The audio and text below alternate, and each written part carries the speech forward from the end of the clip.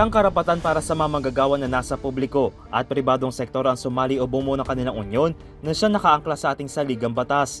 Ito ay nakapaloob sa Article 3 o Bill of Rights, partikular Section 8 ng 1987 Constitution na isang karapatan na pagbuo ng unyon o asosasyon at hindi dapat ito malimitahan.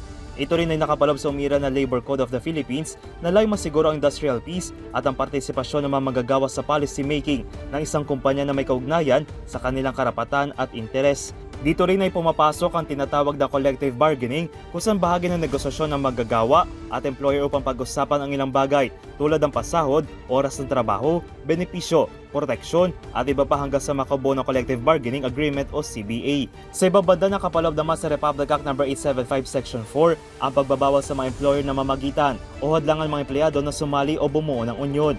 Kabilang dito ang pagsama sa requirements sa trabaho na hindi maaaring sumali sa unyon, magdulot ng diskriminasyon laban sa mga empleyado, tumanggi magkaroon ng collective bargaining at iba pang uri ng panghahadlang. Kung ito ay malalabag, maaari silang maharap sa multang 100 hanggang 1,000 piso o kulong na hindi bababa na 1 buwan hanggang 1 taon.